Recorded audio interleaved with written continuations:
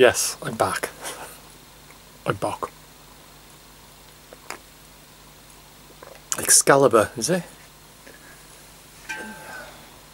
Oh no, Galahad. I keep calling it Excalibur. Excalibur, I think, was Lidl's. This is Aldi's. £2.15 for 4. Bargain. Last comment. Wear the Jackson hat. So, that's what I'm going to do. I have been asked. I have done a flat cap vlog with that one. And it is Jackson with a, you can see that, Jaxon.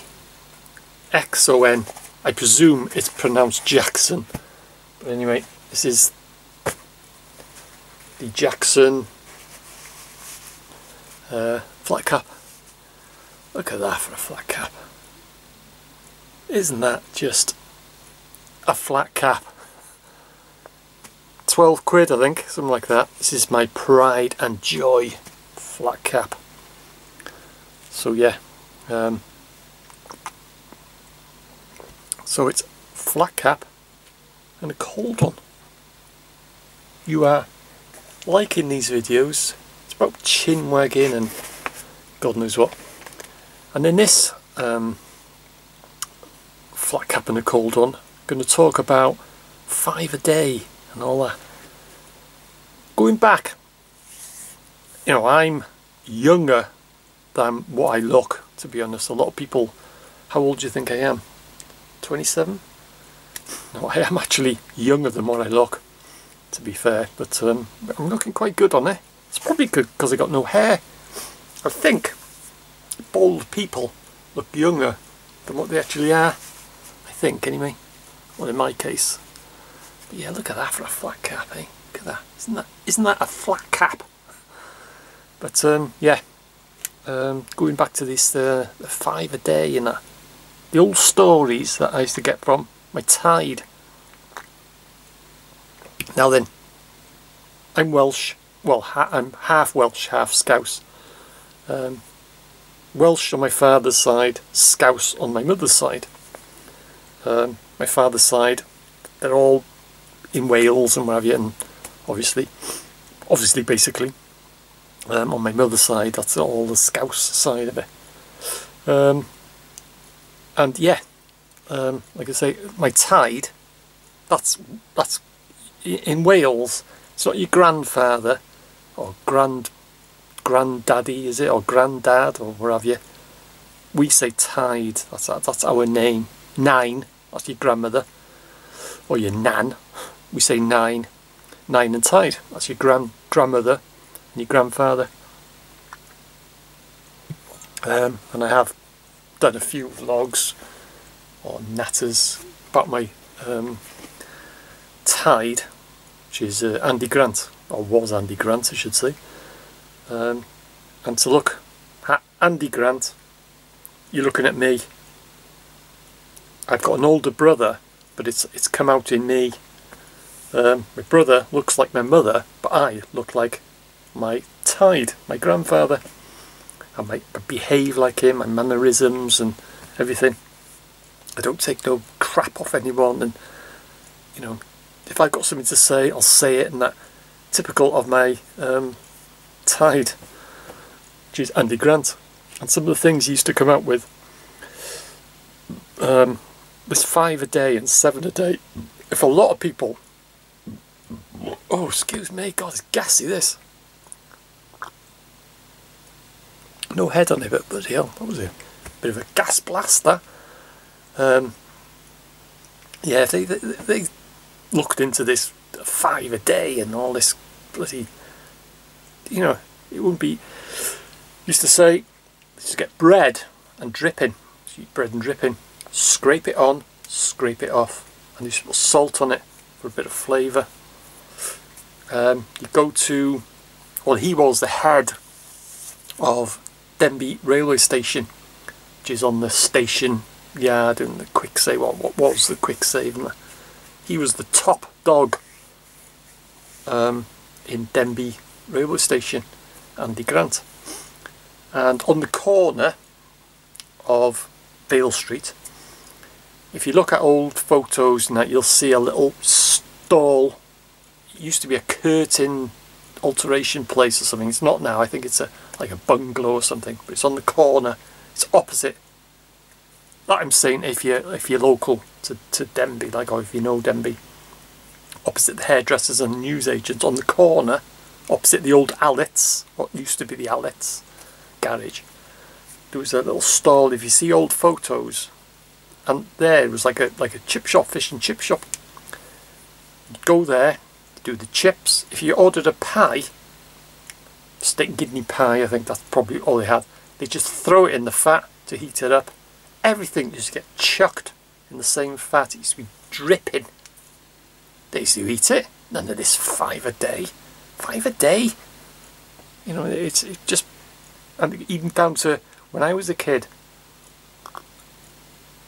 we used to go... I've said before, Arnold's chippy was the only one, the only chippy in Denby that would pay for newspapers, because in them days you used to get me a newspaper. And he used to pay... And we used to go around collecting from bins. We used to get newspaper from bins. People had been chucked away in a bin. And we used to rummage in the bins, collect these papers and take them to Arnold's. And you didn't used to pay much, what, 10p, or he'd give you a bag of chips or something like that. So, you know, people would be going to his chip shop and getting fish and chips and eating them from paper that had been in a bin. Could you imagine that these days? And then you'd wrap them up, you know, and then you'd take them home perhaps, and you'd open them up, and the print, I'm not the only one, I'm just saying, you know, people think, oh, you're not the only one. I know, I'm just saying, you know, and you'd open up and the print would be on the fish. I remember that as a kid, never mind going back bloody years before, like, that the ink and the print would be on the fish. You'd eat it, you wouldn't think twice, you know. Milk from a fridge, you know, it used to be thick and all sour. Nowadays, oh god, you'd have rubber gloves and you'd pick it up and pour it down the sink, you'd sniff it, go bloody hell, you'd pour a bit off and that's not too bad, and you'd use it, you know. But now that's why I think a lot of these kids these days, they're not hardened up, they're not toughened up. They're wrapped in cotton wool, which, okay, it's a good thing, or is it a bad thing? But you know, and I'm talking about my years, never mind my tides. And he would say, if he had something to say, he'd say it. But he was a very well respected. I think the world of me. I used to give him cheek. I used to answer back all the time. He'd say, you're a comic, you're not going to read me. And all sorts of things, you're a case, yeah, you're not going to put anything in me. I used to have an answer for everything, and he used to love it. He used to absolutely love it, Andy Grant. And he was a very well respected bloke. He knew a lot of, you know, high people. Dixie Dean was one of his best mates, and correct me if I'm wrong, but I think he was he a centre forward or something to do with Everton? Dixie Dean, the old football player, and they were in this band. I think I've mentioned this before, with two girls, and they were what have you. And I don't know whether it was Dixie Dean or my taid, because my taid used to smoke. That's what killed him. That's the fags killed him. And he dropped a fag or something, and they set fire to this barn and they legged it and what have you. But he was, you know, best mates with him, and also Vernon Sangster, which is head of Vernon's Pools in Liverpool. The pool, Vernon's, you know, football. I don't know whether football pools are still going now, but there was Vernon's and Littlewoods pools in them days. But he was best mates with Vernon Sangster,